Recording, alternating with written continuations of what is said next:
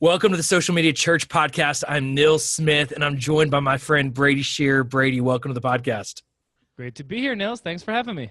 Well, man, you have been a regular on the podcast over the past few years, but for those that might not know who you are, can you give a little background as to who you are and what you do?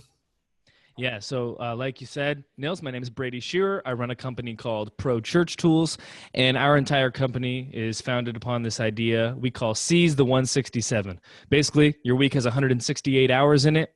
Say your church service on average is about an hour. That means you got 167 hours beyond that where you can reach your church and your community. You know, it used to be that we had to clamor and demand, Nils, please come to our church on the weekend. We had this 1 hour. That's when we could work out our mission statement. That's when we could help people to be disciples, teach them to love God and love people. But now with the advent of technology, we've got these other 167 hours where we can reach them. You know, even demographics age 50 plus spend on average 4 hours a week, every single week on social media. It's crazy. And there's all this untapped time and space where we can reach people with the message of Jesus, hope, reconciliation, purpose, and community. And so our company is all about teaching you, because you probably don't have the skills because most of our churches don't. I didn't when I started, teaching you how to do this using social, web, video, graphics, and beyond. I love it. I love it. And I have loved the content you've put out through the years. And honestly, the content since the beginning of 2018, you have stepped up your game to another level, which I didn't think was humanly possible. But you have figured it out and just putting out gold. And so we're going to talk on this episode, and you've got a product coming out soon with Nucleus, but you've been talking a lot about websites. I want to talk about websites, but before we get to websites, I want to talk about social media. So I have been an evangelist for social media in the church for, probably 10 years now. And about 5 years ago, I was having the conversation, hey guys, maybe you should think about Facebook. Now I feel like the conversation is, oh crud, we didn't really pay attention to this trend. Now we need to catch up.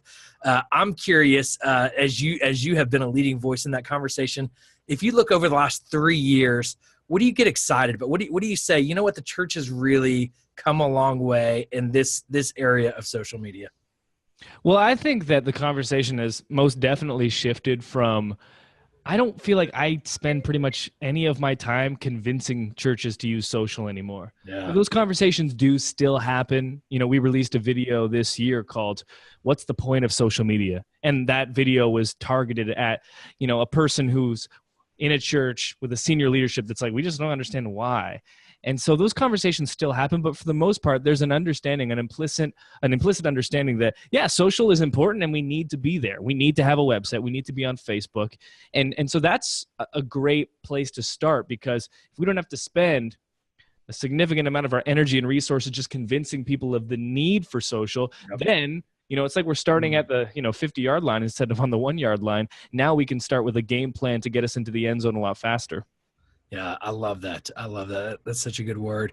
Well, man, I don't know if you remember when we first connected or how we first connected, or if you even know, but I was I'd actually hired a consultant when I was at Community Bible Church named Tim Peters. And Tim and I were chatting over lunch, and he was like, dude, you gotta follow this guy, Brady Shearer. He's this kid from Canada. He's the most creative genius I've ever met. And I don't know if he'd even met you, but he was just like, you got to follow this guy. He's just doing some crazy awesome stuff. He's young, but you wouldn't believe the wisdom he's in the content he's putting out. And so I went and checked out your website, and I remember reaching out to you.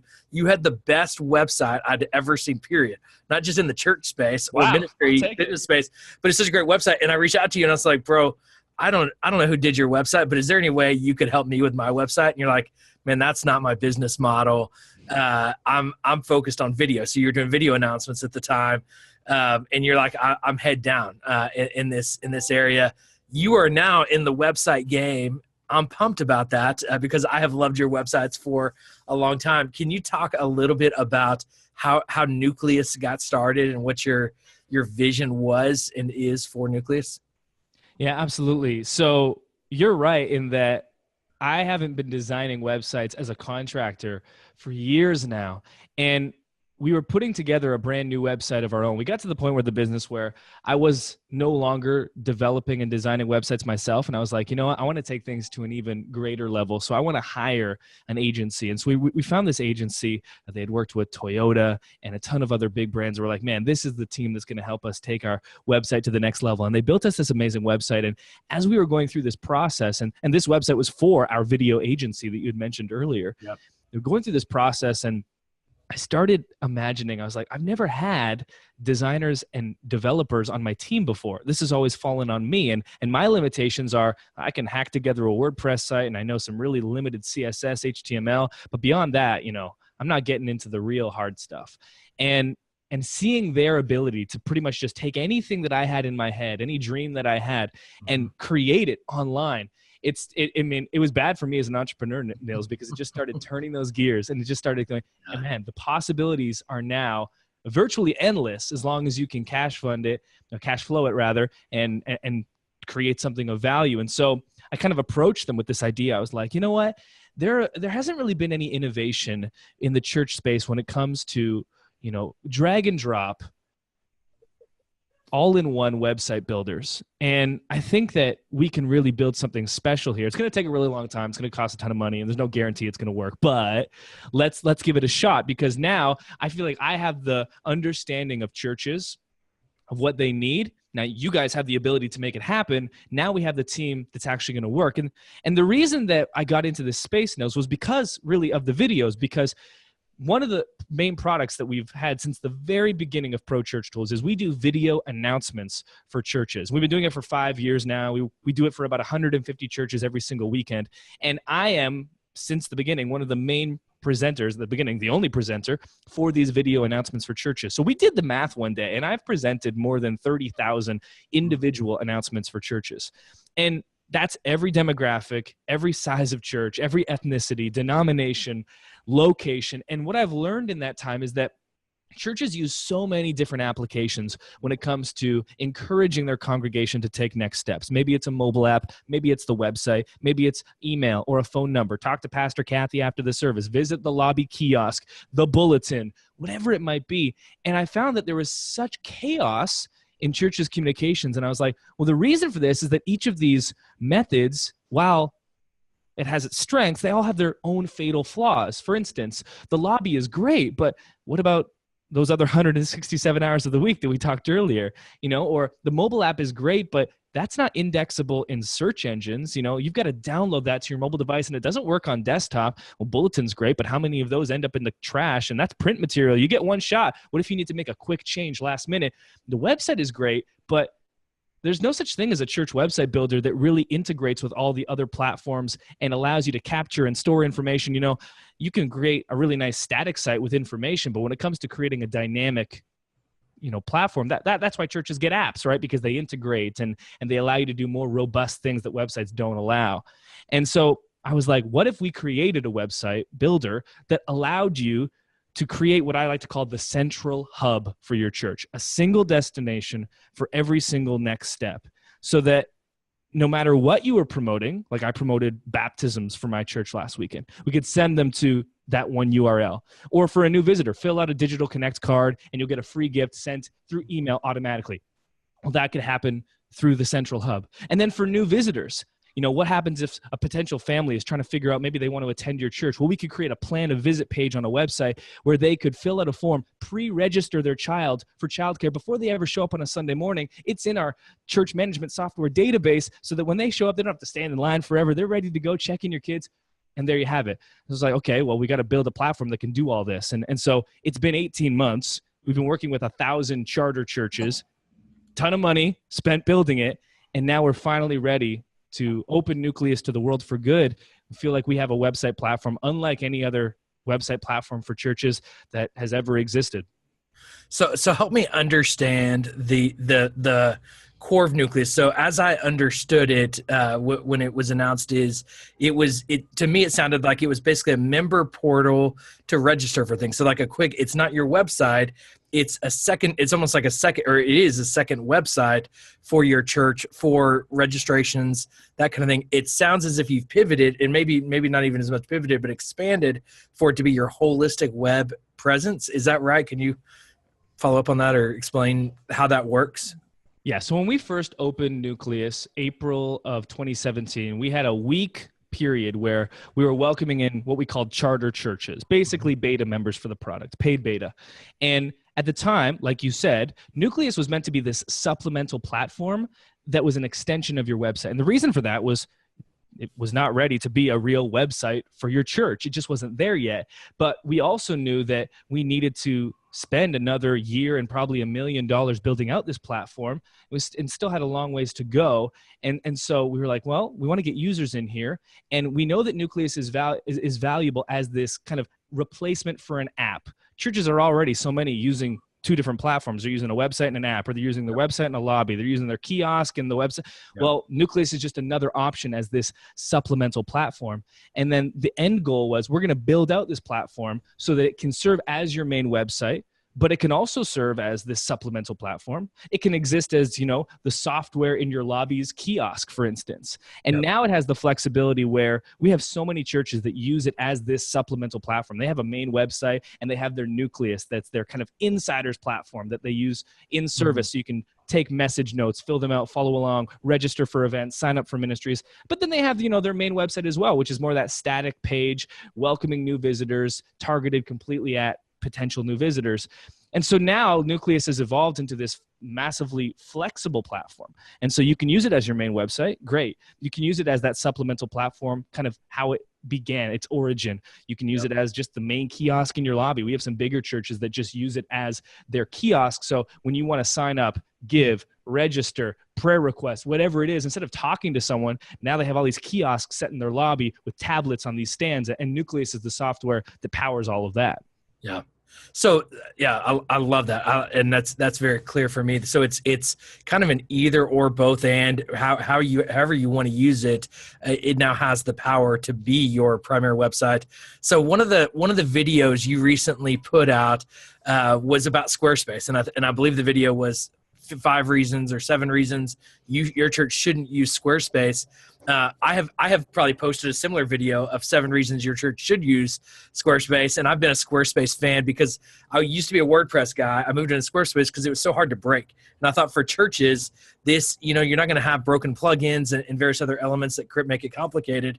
I feel like I've heard the same thing from you in the past about Squarespace. Can you explain why churches should not use Squarespace anymore? Does that make sense?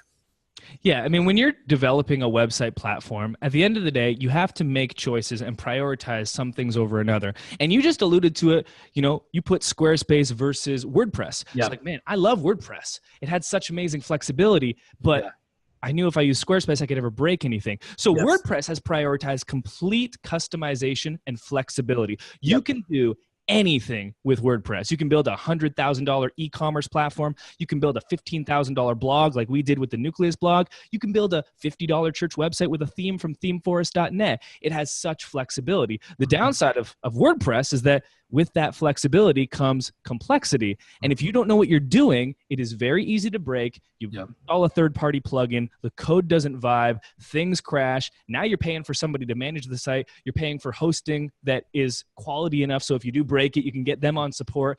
And now that upfront affordability maybe isn't there as much, but if you have someone that knows what they're doing, WordPress can be an amazing solution. We use it for our Nucleus blog for that reason. I know what I'm doing, and so I can manage that. Of course, it costs $15,000 to build. You don't have to spend that much to build a blog. We did because we're crazy, but you don't have to. And then on Squarespace, this, the strength of Squarespace is it offers the most upfront of affordability. It's going to be $10 to $20 a month, and you can't break it. And it's really hard to make it not look good. The downside of Squarespace is that Squarespace wasn't built for churches. And because it doesn't have that flexibility that WordPress has, there are certain features that you're just never going to get with a Squarespace unless you do significant development, which again, if you're going to do that, you might as well go with WordPress or a custom build.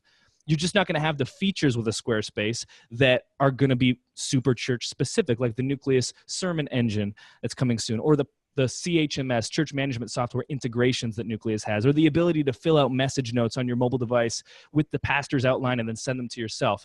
Now, with all that being said, I'm not here to say that Nucleus is the be-all, end-all solution for church websites. That would be naive and just ignorant, because WordPress and Squarespace are amazing platforms. I recommended Squarespace for churches for the longest time because it was the best option. At the end of the day, for churches, more options is better. And so what we're trying to do with Nucleus is we're taking a massive swing. We've got this at bat, another sports analogy, and we're taking a massive swing. We're going for a grand slam because we want churches to have another option. And that's what we keep saying. Like, Nucleus is unlike any other church website platform. We're not just building something on top of WordPress. We're not just building a carbon copy of Squarespace. We've prioritized things that have never existed in website builders before. There's no such thing as a church website builder out of the box that integrates with Planning Center that allows you to pre-register children before heading to church. That just doesn't exist. There's no website builder that allows you to create a sermon outline with an add notes feature so you can fill in the notes as you go along in service. And that's what makes Nucleus unique. So at the end of the day, for your church, it comes down to what matters to you. Do you want the absolute most affordability? Maybe you go with a Squarespace. You sacrifice robust features, but you get the price. Do you want absolute flexibility and you're willing to spend and hack things together? And there's more risk in that, and it might not be as easy, but if you know what you're doing, maybe WordPress is the best solution.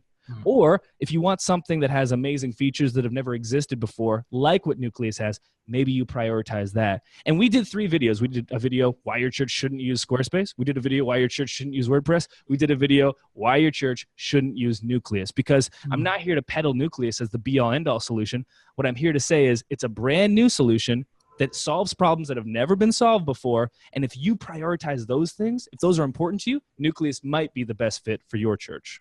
Yeah, the line of the day for me is, for churches, more options are better, and that has not been the case in technology for churches historically. In church apps, there's one key solution. In church databases, there are not a whole lot of good. I don't know if there's any good solutions, to be honest.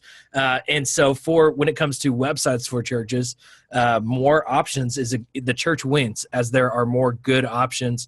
I would love for you to, and I see you as a very creative guy in the various lines of work that you've done. To speak into one of the things about Squarespace that churches have had an issue with is all Squarespace sites kind of look the same. You can look at a site and this looks like Square. All of my websites that I have are Squarespace, and they all kind of look the same. What I've seen of Nucleus seems to be kind of a similar infrastructure. Churches that want, a lot of churches will say, well, we want to be different from the church down the street and stand out. How much value is there in looking unique, feeling unique from a creative perspective, from what you have experienced in the research you've done? And how much should a church differentiate itself online? I think it comes down to understanding what are the most important elements of a website that make it unique and make it stand out. As an aside, I think it's important to admit that we all sing the same 4 songs every single weekend, and none of us write our own worship music aside from a few select churches. And so it's not that we pursue originality in everything. There are 100 popular worship songs that pretty much every evangelical church pulls from. And we don't pursue originality there, even though we would consider that as like a core function of our worship service. That's like 50% or 30% of what we do every single weekend. And we're still like, bring on oceans, baby. We know it's anointed. And so I think it's important to just distance ourselves from this like goal of originality. One, because I don't think originality really is something worth chasing when we look at websites and what really matters. So, and I'm not trying to say this from like a hunch or a feeling standpoint. This is what I think the data produces. So for instance, I think that your church website has 3 main goals, and originality is just not one of them. The 3 goals I'd say are, you want your website to make a good first impression. This is the primary goal of your church's website. Forbes reported 97% of people are searching for local organizations online. When your church is being discovered, more often than not, it's happening on your website. It's not happening when someone pulls into your parking lot or steps through the doors of your building and into the auditorium. It's happening online. And so the number one goal of every church's website should be to make a good first impression. First impressions online happen, according to Google, in about 0.05 seconds. And what's interesting about these first impressions is that research has shown that what makes a good first impression is 94% design related. And so even though we would all like to say that, look, we're here to judge substance, It was like, no, we all judge books by their covers because we need to make first impressions. We need them to happen, or otherwise we can't sort through all the chaos that's happening around us. That's kind of the science behind first impressions. And according to Google, they did a ton of research on like what kind of websites do users love the most? And Google found that the websites that users found most appealing were those that were simple and familiar. And so I've heard pastors say like, we just don't love this whole minimal design thing. We don't like that kind of like clean look. And I'm like, look, it's okay that you don't like that, but you got to recognize that that's what the world and your audience likes. So then you have to decide, are you making a website that you, the pastor, you, the senior leadership are going to like, or are you making a website that the people you're trying to reach are going to prefer? You should do things that the people you're trying to reach would like, not what you like, because you're trying to reach them. You are not your audience. And so that's another important distinction to make. So knowing that the best websites are those that are simple and familiar, we were like, okay, if we can create a framework with Nucleus that we know is going to make a great first impression, a big main headline, because 5 times as many people are going to read that main headline according to Kissmetrics than the body copy on your site. And we're going to make a navigation menu that is simple and straightforward so that it's not complicated, because we know simple and familiar is good. And we know, according to eye tracking studies, that logos are where the majority of people spend their time when they land on websites. Okay, so we're going to put the logo front and center, really clean, really obvious. We're not going to tuck it away. But there is one thing that is the single most important contributing factor to making good first impressions online. It's not the logo. It's not your originality. It's not following some cool design trend, gradients 2018, #win. The most important thing when it comes to making a great first impression and having an amazing website is the imagery that you use. Imagery can communicate in an instant more than paragraphs worth of text can. There's a reason that cliche, a picture is worth 1,000 words, exists. And there's a reason why when we scroll through our Facebook and Instagram news feeds, what we see are videos and photos and very little text, because we interact with visual imagery better than with text. Not to say that text is less important, especially in the long term, but when it comes to instant reaction and building rapport and boosting conversions, building trust, imagery is the way to do that. And what we found, again, through the research that we discovered, was that there's one type of imagery that excels beyond any other, and that is smiling photos of human faces. There have been countless studies that have proven this again and again. Researchers from University of Bradford found that initial trust was boosted on websites that had human faces. University College London, they put pictures of human faces on websites that were already like low trust, that were perceived as shady, and trust was boosted because smiling people do that. And, there are a number of actual A/B tests online. Here's a great one that'll make sense for everyone. Georgia Institute of Technology, they did this with Yahoo Labs. They looked at more than 1 million photos on Instagram. They found that photos with human faces were 38% more likely to get likes and 32% more likely to attract comments than pictures that did not have human faces. And this is why photography of human faces is the absolute best thing that you can put on your website. And it's also, if you really do care about originality, the best way to make your website unique and special, because no church community is like your church community. And the people at your church are unlike the people at any other church, because we're all so unique. And that's why with the Nucleus framework, we prioritized this in our design. You will see image containers everywhere taking up the entire page, because that's the best part of the website that you can customize. That's how you make it original. That's how you make it your own. And so we tried to take everything we could with the data and prioritize the infrastructure and design of Nucleus to prioritize what mattered most. And so that's what we've done. With that comes a little bit of sacrifice when it comes to the framework. The framework we know is going to make a great first impression. And we're not going to allow you to like move everything around on the homepage. What we're going to force you to do is customize the parts that matter most. And if you want to build something custom, then that's totally your prerogative. What we think we've created is a framework that's going to make a great first impression using all the available data, and it still allows you to customize your logo, your colors, your fonts, your branding, and most importantly, your photos and imagery. I love it. That's boy, what a good word about imagery and how important that is. What I'm a technical question here. What prevented you? So as we talk about WordPress and Squarespace a little bit, from just creating a great WordPress theme that can't break, or great, and I don't know if you can even create Squarespace themes, but kind of a structure within those infrastructures. What led you down the path of feeling like, you know what, the church needs its own CMS rather than working within one of these other infrastructures?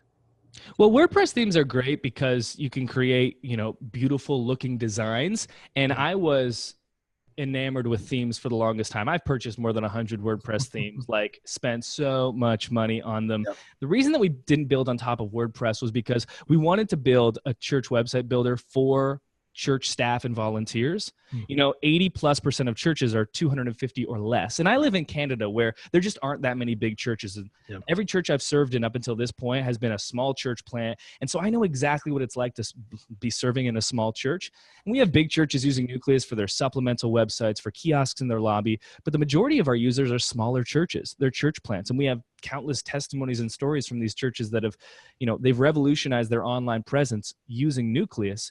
But the reason that we decided to go this route was technically one, because when it comes to the integrations and all the advanced things, you can't build those into a theme. You'd have to create additional plugins. And now you're getting churches to install plugins, install the theme, manage the plugins, update the theme, WordPress updates. We have to update. What if something breaks? It was like, well, if you want to make things simple, that's just not possible. And so that's why we built the Nucleus platform from scratch. There are a number of church website builders that just create something on top of WordPress and then charge you for it. It's like, well, you could just use WordPress. That aside, we wanted to build something from scratch that was so incredibly easy. And to do that, we had to make our own platform because, like you said, Squarespace ain't letting us in. And that's fine. Like, I wanted to build something that I had imagined from scratch, built from scratch. And that's why we did it that way. Yeah, I love it. And you talked about how, or I've heard in some of your videos that you've been able to kind of build out all the functions you want. Is there a roadmap that you can speak to that goes beyond, a year from now, 2 years from now, that you see for Nucleus that you're able to share? Yeah, absolutely. Like this is what makes software so exciting, is that it's ever evolving. And so we actually have a Trello public Nucleus roadmap that people can see and view.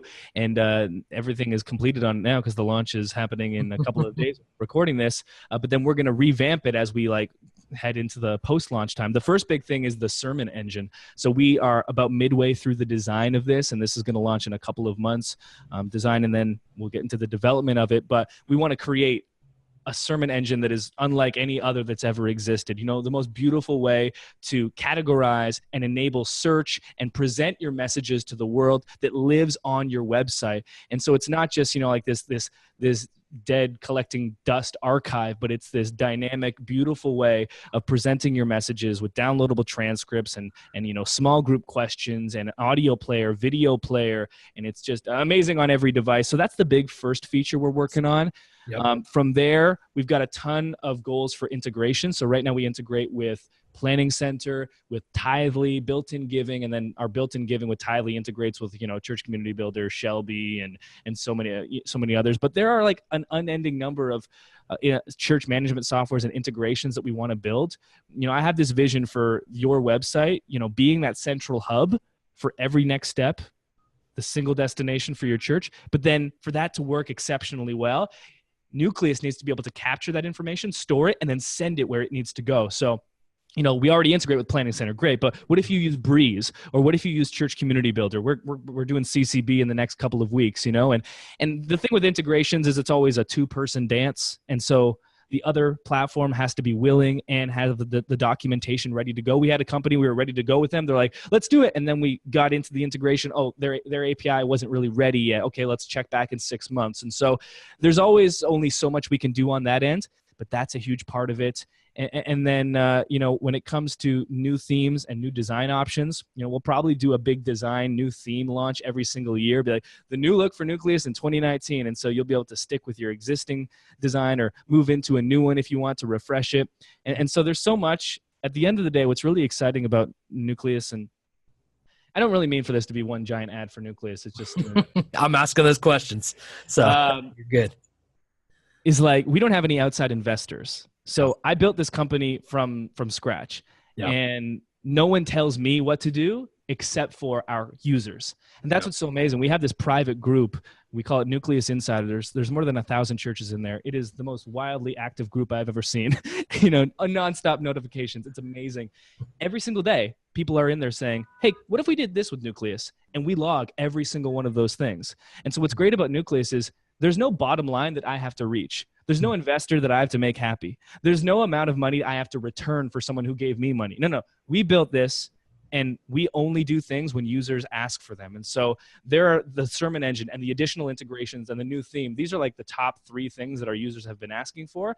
But whatever users want is what we build. And it's an amazing freedom and luxury to have. And I'm so thankful to Pro Church Nation and every single Nucleus user for making that possible. And Brady, I promise I did not. I actually intended this conversation to be more of a debate than an I Love Brady conversation. But bro, I love what you've done. I love what you've done as an entrepreneur. And one of the things that I love is that you have taken how God has blessed your business in serving the churches and serving the churches well, and put it back into your business to better serve churches in new and unique and different ways. I'm a client of yours at several different products, and I love StoryTape is one of the most recent offerings that you have that I'm personally using and loving. But one of the things that's happened in the church world, and so I've lived in this world for.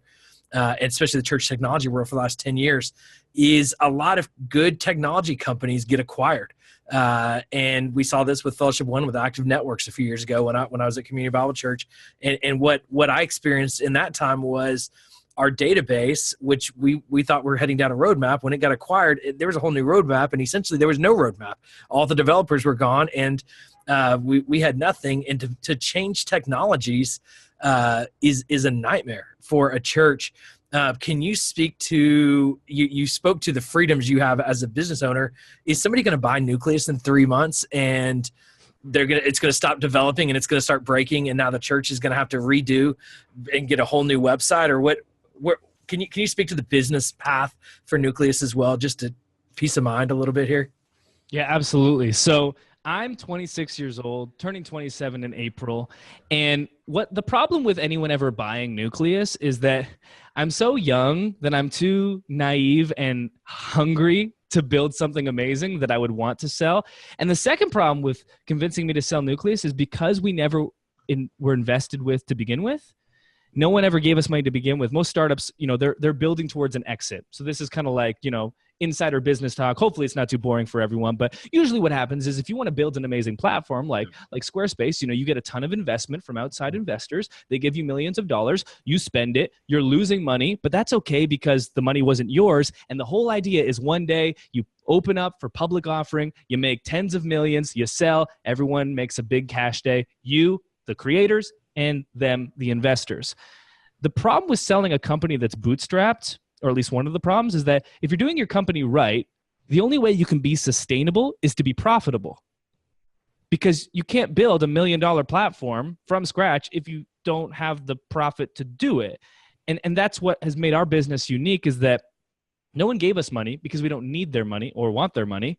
And also, we make enough money that for someone to buy Nucleus, they would have to offer a crap ton of money. And that's just not going to happen, at least not for years and years and years. And so, one, I'm too young and hungry to want to sell. Two, I have never allowed anyone to give me money for business, and I'm not about to start anytime soon. And three, there's no need for me to sell. There's no, compulsion to sell. No reason that I'd want to, because the company's making money. I'm doing what I love. What happens when you sell a company at 28, Nils? Now, I'm not saying it's like an impossibility. I have never been approached by anyone to ever sell. Just it never happened before. What do I do if I sell a company at 28? I was going to start a new one anyway, so I might as well just keep working. Like, I'm too young. What am I going to do? Retire? No. So, yeah, the idea of selling seems so impossible. I have had conversations not about selling my products, but with the people that have been sold. Clover is one of the church website platforms that changed the game for ministries years ago. They sold a couple of years ago, and, I can only speak from what I hear from their customers, but some of that has not been as good as some of it was before. I think that's pretty diplomatic there. And so like that's the thing that I don't want. Our company has always been Pro Church Nation first, and so selling is not on my radar at all. Good.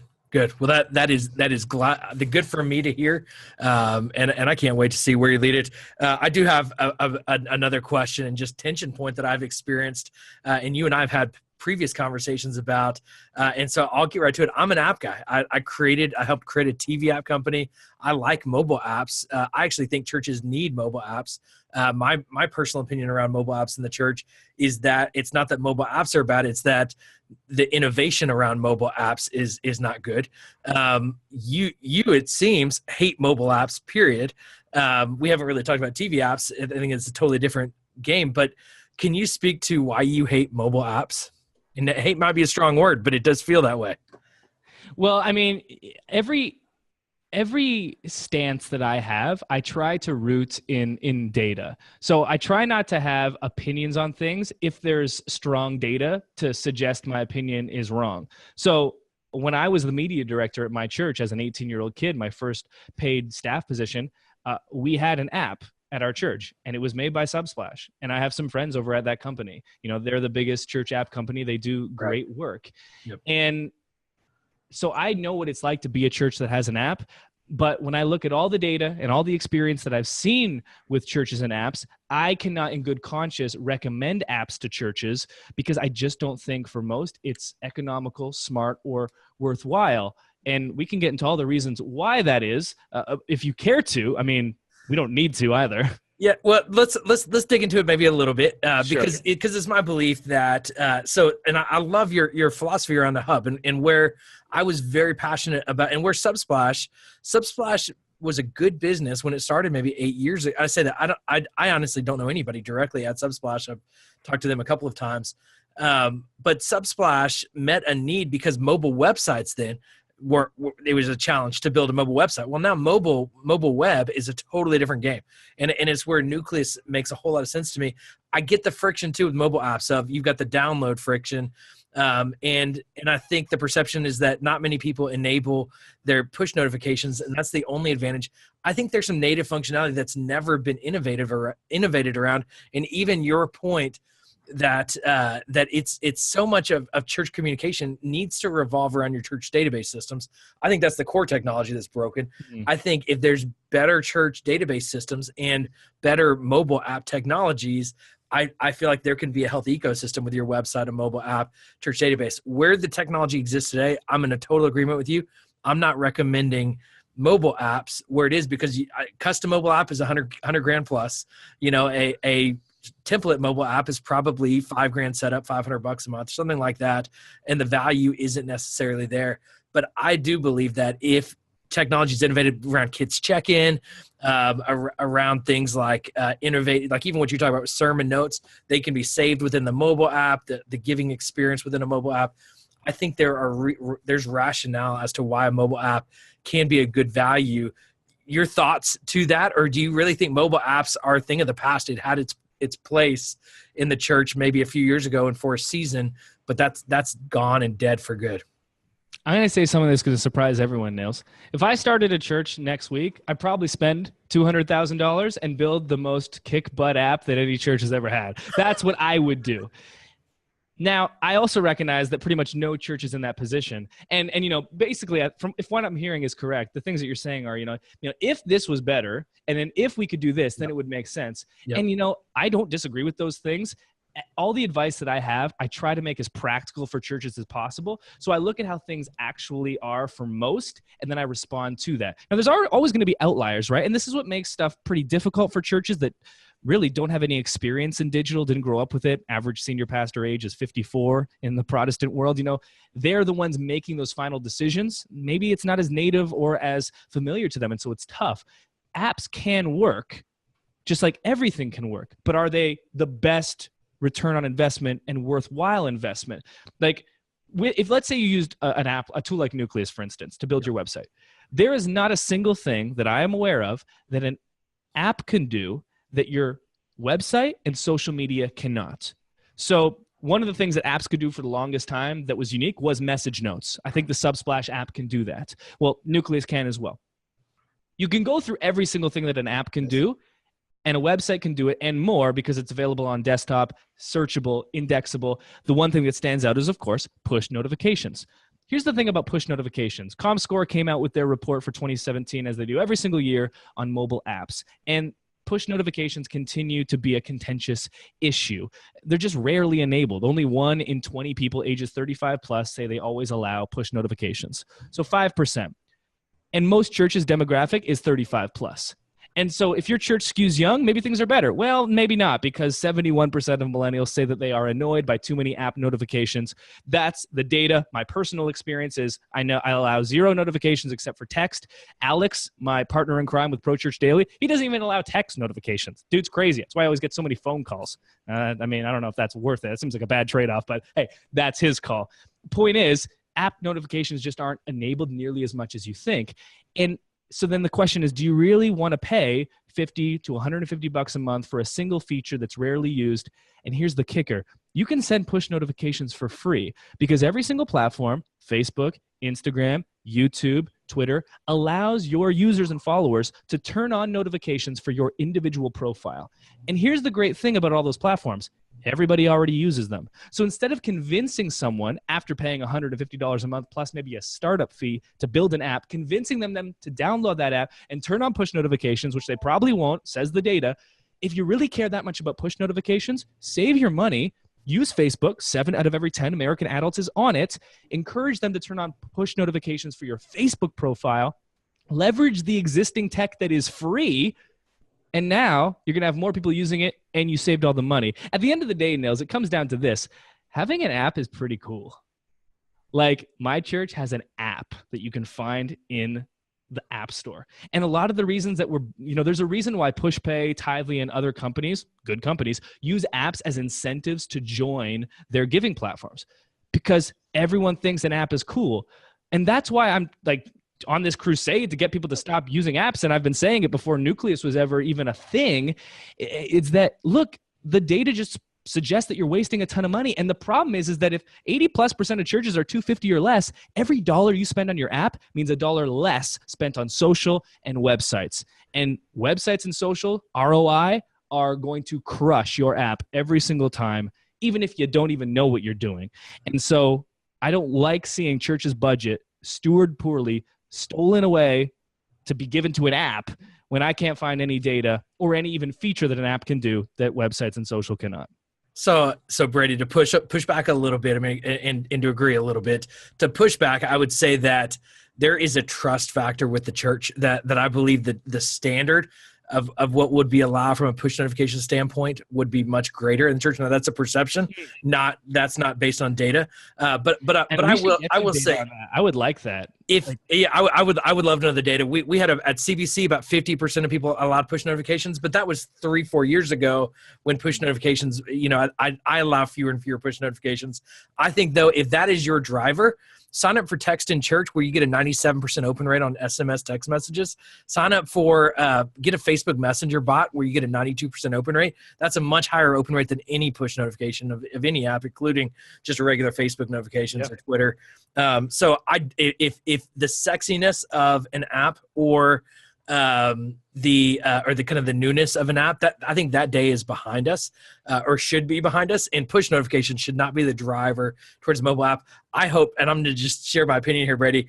I hope, I can't wait to see where Nucleus goes. I hope that in the next couple of years, Nucleus builds a mobile app and it works within the infrastructure, because I believe that's where the technology, and I believe that you are an entrepreneur that can see that and guide that and build that into the infrastructure, and it'd be a beautiful thing. Now, you could hold true to what you see today. I think we'll see where the technology goes. I believe that you will adapt, and I will believe if you think that's the right direction, you'll admit that. That's where my opinion is as to where the technology is going, and I think somebody needs to innovate there. I have found just with tvapp.church, it is so expensive. The development side, and we're bootstrapping the TV app company, and it's so expensive, and it's so hard, and it's so slow, and you need so many resources. It's tough. The app, and we're just in a TV app world that is very simple. The mobile app world is much more expensive. The other negative is a website you can instantly update, and it updates. Now with a mobile app, people have to update their iPhone app or their Android app, and you've got two different infrastructures. That's part of the technology challenge, where a website works on every device and platform. So I think you're right on for where technology is today.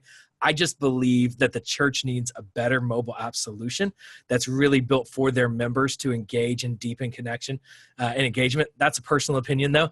Brady, as we wrap up this podcast, if there is one piece of advice that you could tell a church, whatever website they're on today, and a change they could make on their website today to make it better, what would that one change be? The day that we're recording this, we have a video going out tomorrow on our YouTube channel, youtube.com/prochurchtools. It's called One Way to Improve Your Church's Website Today. I think it's called The Best Way.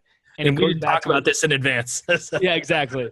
But we talked about it already, which was like the photos. Yeah. We did a case study. We looked at more than 1,000 church websites from more than 30 different countries. Every state was represented, every province in Canada represented.